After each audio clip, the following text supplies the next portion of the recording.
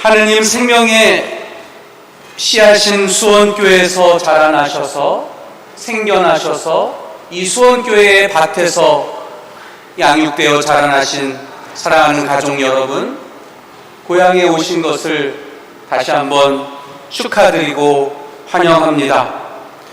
우리는 지금 하나님께서 열어주시는 계묘년, 검은 토끼로 그려지는 복된 해를 함께 맞이하는 축복을 받고 있습니다. 지혜와 꾀가 많고 번창과 다산, 가정의 평화를 상징하는 검은 토끼는 여러분, 밀림 속에 동물원에 있는 먼 동물이 아닙니다. 우리 일상 가까이에 언제라도 함께 있을 수 있는 그런 동물입니다. 이와 같이 올해 교우 여러분과 가족들, 그리고 이 세상에도 이 검은 토끼 안에 나타난 영리한 모습의 지혜가, 잘 번식하는 모습의 번영이, 그리고 서로 잘 지내는 가족과 이웃 간의 평화로서 하나님에게 생생한 은총으로 허락받기를 기원합니다. 아멘. 저는 오늘 우리가 만나고 기억하는 사람마다 여러분 서로 복 많이 받으시라는 인사를 아주 모이시자마자 계속 하셨는데요, 저는 그것이 인사치레가 아니라 우리가 이런 하나님의 선물을 실제 우리의 것으로 만들어가는 과정이라고 그렇게 생각합니다. 그러면서 저는 우리가 함께 만들어내는 이 복이란 게 과연 무엇일까를 한번 묻게 됩니다. 오늘 일독서 신명기는 말하기를 하나님께서 너희를 지켜주시고 웃으면서 귀엽게 봐주시고 너희를 고이 보시어 평화를 주신다, 이렇게 약속합니다. 저는 인간의 복이란 다른 게 아니라 정말 이것이었으면 참 좋겠습니다. 왜냐하면 세상이 절대 해줄 수 없는 하나님께서만 주실 수 있는 만족이기 때문입니다. 그리고 실제 이 말씀은 하나님께서 모세에게, 이스라엘 백성에게 복을 받도록 안내하는 말이었습니다. 하나님은 당신께서 주실 복을 인간끼리 먼저 서로를 향해 빌어주고 나면 그제야 그것을 보시고 복을 주신다는 겁니다. 성서는 서로 복을 전하고 있는 오늘 우리에게 복이란 다른 게 아니라 특히 세상이 주는 물질의 부유함이나 행운과 같은 이익이 아니라 하나님께서 자녀인 우리를 향해서 늘 웃어주시고 귀엽게 봐주시고 고이 봐주시듯이 그분이 사랑과 다정함을 우리에게 친히 쏟아주실 때 벌어진다는 것을 말하고 있습니다. 그래서 여러분, 복은 좋은 것이고 반드시 받아야만 합니다. 그리고 반드시 서로에게 전해야만 합니다. 그러나 또한 하나님의 복은 나보다 뛰어난 사람에게서 그 능력을 통해서 우리에게 전해지지 않는 겁니다. 오히려 내가 누군가를 챙기고 돌봐줄 때 내가 그래야만 하는 이들에게서 복 빌어주는 그 모습 안에 우리에게도 그 복이 내린다는 것을 알아야만 합니다. 이런 하나님의 뜻을 품고 다시 한번 여러분 서로를 축복해 주셨으면 좋겠습니다. 이렇게 인사할까요? 새해 하나님께 사랑 더 많이 받으십시오. 이렇게 한번 인사로 복 주셨으면 좋겠습니다. 새해 하나님께 사랑 더 많이 받으십시오. 새해 하나님께 사랑 더 많이 받으십시오. 교우님들 더 많이 사랑 받으십시오. 더 가까워지십시오. 예, 고맙습니다. 예, 설날인 오늘은 또한 주일이기도 합니다. 아시듯이 주님 부활의 날인 주일은 우리 성공의 신자들이 교회에 모여서 감사 성찬례 드리는 날입니다. 성찬 예배는 주님 부활하셨음을 기뻐하는 잔치이고요. 그 잔치에 모인 사람들은 바로 이 땅에 사는 교인들만이 아니라 하나님 앞에서 삶과 죽음 그 정도로는 절대 나뉘어지지 않는, 여전히 우리가 사랑하고 있는 별세한 가족들과 함께 나누는 영생의 잔치임을 우리는 상식으로 알고 있습니다. 저는 그런 우리 감사성찬례 때마다 오늘 모세에게 전하셨던 그 하나님께서 주시는, 그리고 서로에게서 전달되는 그 축복이 임하고 있다고 늘 믿습니다. 여러분, 우리 인간이 부모와 조상들 제사를 왜 지냅니까? 특히 한국인들은 왜 그렇게 집착하지요? 명절 때라도 나를 낳아주시고 길러주시고 사랑해준 가족들과 어떻게든 한 몸이 되고 싶어서 그 받은 사랑과 은혜에 감사를 어떻게든 전해야 됐기 때문에 제사 지내는 게 아닙니까? 그렇다면 오늘 이 설 별세 성찬례는 이 땅에 속한 우리 수원교회 식구들이 사랑하는 하나님 나라의 가족들과 예수님 영원한 생명을 함께 나누어 먹음으로 서로에게 하나님 앞에 구원받았다고 하는 사실을 전하고 서로 사랑과 감사를 나누고, 그리고 마침내 서로가 하나가 되는 놀라운 하늘의 은총을 경험하는 자리라고 저는 굳게 믿고 있습니다. 여러분, 큰 기쁨과 위로가 되고 있지 않으신지요? 저는 오늘 하나님 앞에 모인 이 자리를 이렇게 선포해 드리면서 여기에 드러난 몇 가지 진리를 나누고자 합니다. 제가 좋아하는 복숭아 이야기입니다. 여러분, 복숭아에는 껍질이 있고 살점이 있고 씨가 있지요. 복숭아 껍질은 참 아름답고 눈을 끌기에 부족함이 없습니다.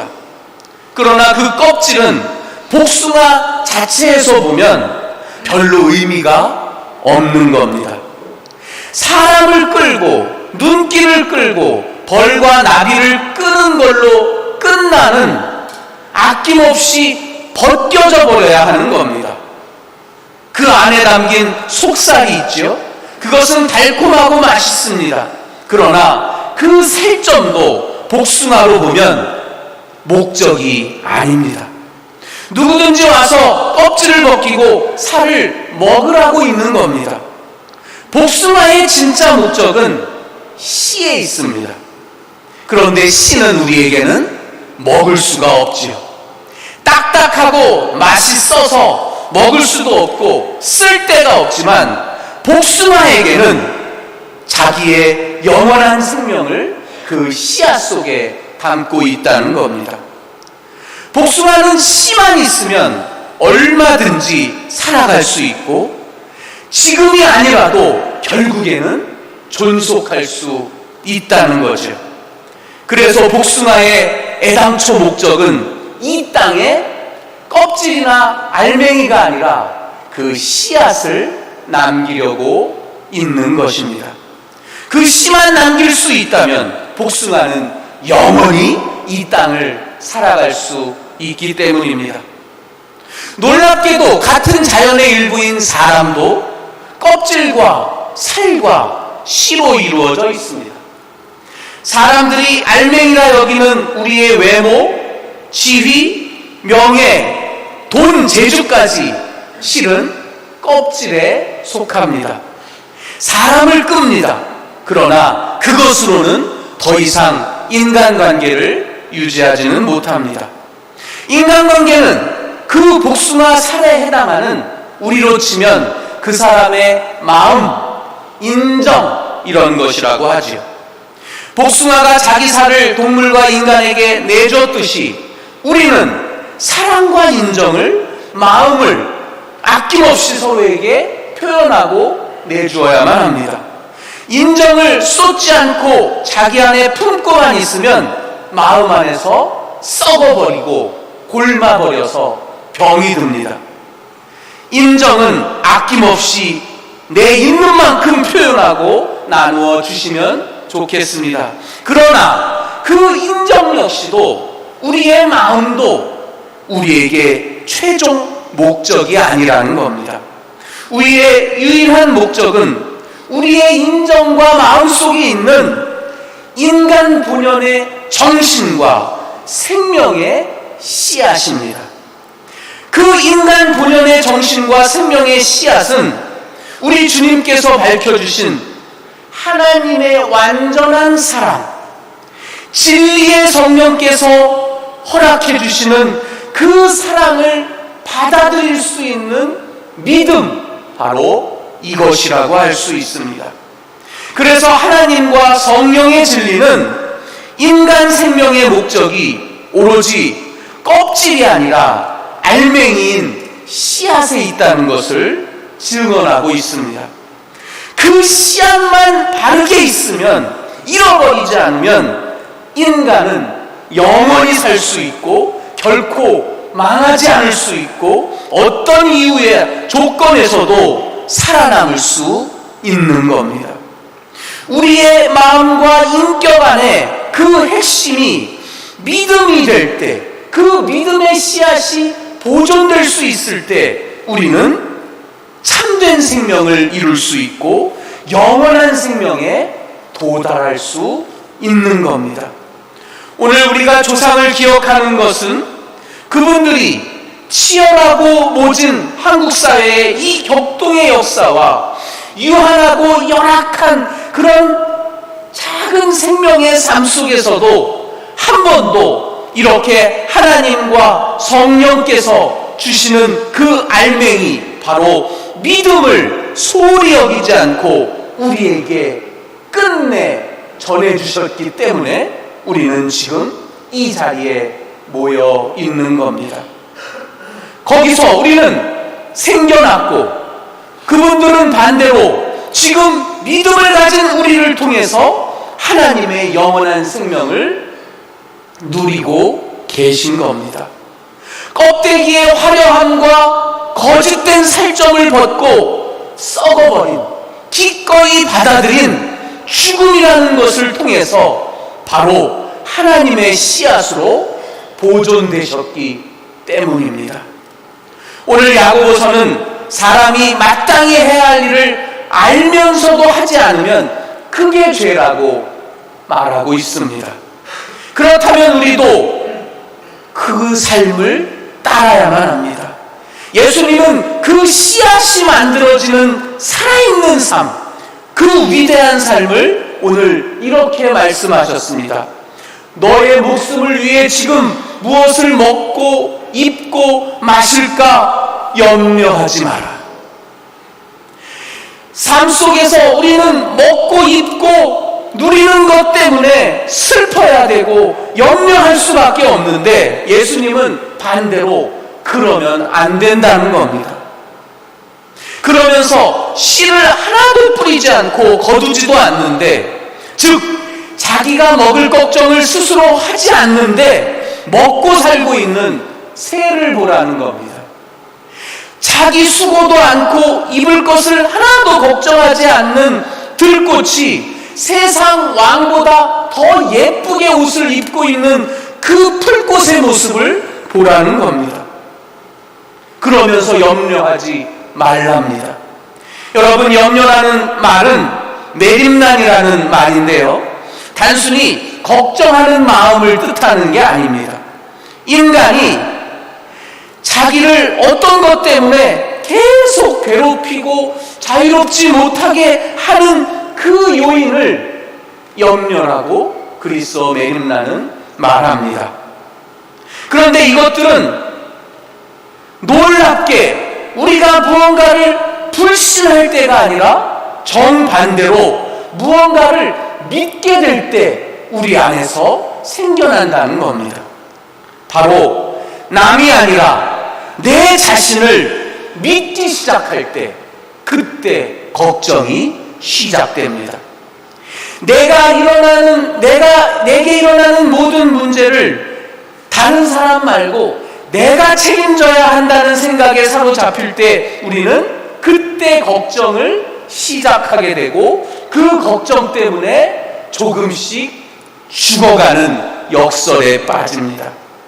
내 삶의 근거가 내가 있어, 내가 책임져야 되라고 착각하거나 내 삶을 내가 보장하겠다고 애쓸 때 걱정이 이상하게 시작됩니다.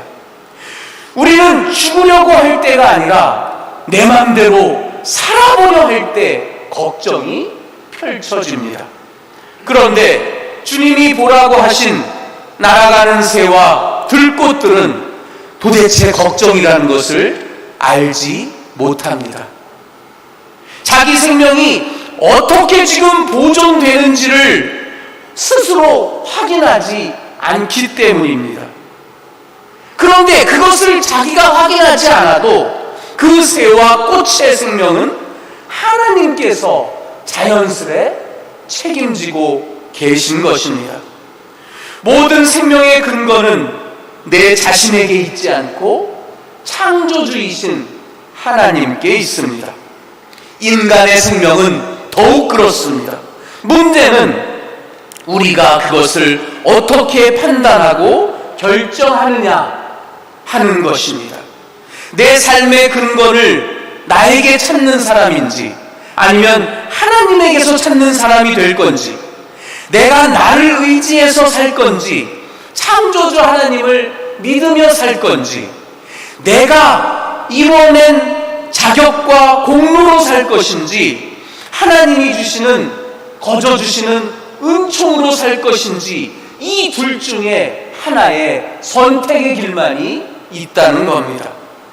나를 의지해서 내 노력과 의지로 삶을 감당하고 그 힘으로 고난을 감당하고 슬픔을 잊어버리려고 할 때 우리는 되려 걱정하지 않을 수가 없고 염려하지 않을 수가 없고 오히려 슬프지 않을 수가 없습니다.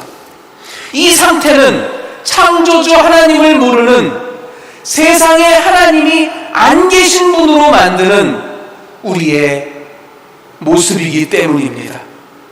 순리가 아니라 인위적으로 생명을 뒤엉켜버린 상태이기 때문입니다. 여기서 해방되는 길은 바로 다시 창조주 하나님을 생각하며 그분을 무장하는 것입니다. 내가 하나님과의 관계를 아빠와 아이처럼, 우리가 내 의지와 상관없는 하나님의 뜻으로 이 세상에 태어난 것을 생각하는 겁니다. 마치 내가 뭘 하려고 이 세상에 온 것 같은 착각을 버리는 겁니다. 그러니 당연히 내 생명은 지금 하나님께서 알아서 운영하고 계신다는 것을 믿는 겁니다. 그것이 바로 먼저 하나님의 나라와 그분의 뜻을 구하라고 하신 예수님의 말씀입니다. 초창기의 그리스도인들은 하루 3끼를 먹기 위해, 3끼를 먹었는지는 잘 모르겠으나 다음날 먹을 양식을 오늘 걱정해야 하는 것이었습니다. 그래서 주기도문에 뭐라고 기도해요? 일용할 양식을 달라. 그거는 오늘 먹을 것, 오늘 이 순간부터 벌어질 바로 직후의 식사를 좀 만들어 달라는 그런 기도입니다. 우리는 그렇게 기도하지만 우리의 냉장고에는 적어도 보름치는 먹을 양식과 우리의 통장에는 먹는 문제로는 걱정할 필요도 없는 그 돈이 가득하지 않습니까? 그런데 그들은 그런 배고픔의 여건 속에서, 기본적인 삶이 영위되지 않는 여건 속에서 인간의 모든 생사화복이 오직 창조주이신 하나님께 달려있다는 것을 믿었습니다. 그것이 바로 그들이 예수님 한 분만으로 만족했던 믿음이었습니다. 우리가 예수님 한 분으로 만족한다는 것은 다른 의미가 아니라 하나님께서 우리의 삶을, 생명을 지켜주시고 보살펴주시고 소중히 여기신다는 것을 우리가 믿는 일입니다. 사랑하는 교우 여러분, 성서에서 우리 주님에게 기어이 안내하고자 하는 것은, 우리 주님을 알려주고자 하는 것은 하나님의 어린 양이라는 그 짐승입니다. 여러분, 하나님의 어린 양은 이스라엘 백성이 종노릇하던 땅에서 탈출할 때 배를 갈라서 피를 묻혀서 그 가족들을 구해냈던 하나님께 산 제물로 바쳐진 그 양을 말합니다. 그 제물이지요. 별세한 우리의 가족들은 그 어린 양처럼 지금 부활하여 하나님의 어린 양이 되셨다고 저는 믿습니다. 생전에 그분들의 삶이 그렇듯이 지금 하나님 우편에 계신 우리 가족들은 지금도 당신의 몸을 가르고 살을 찢고 피를 내어서 이 땅에 남겨진 가족들에게 발라서 죽음의 권세가 범접하지 않도록 지켜주고 계십니다. 그 어린 양인 우리의 조상과 사랑하는 별세한 가족들은 한 해를 시작하는 오늘 우리에게 이렇게 말합니다. 하나님 안에 살아야 합니다. 예수 그리스도를 통해 씨앗을 만들어야만 합니다. 믿음의 씨앗을 만드는 일에 삶을 바쳐야만 합니다. 바로 그 이야기를 우리에게 전하고 있습니다. 우리는 오늘 형식의 제사, 홍동백서, 좌포우에 이런 형식이 만드는 제사가 아니라, 걱정이 아니라 희망을 가지고 감사하는 것을 통해서, 무너지지 않는 것을 통해서 우리는 별세한 가족들과 가장 복된 명절을 보내게 되는 것입니다. 그것이 그들을 향한 효도임을 잊지 마십시오.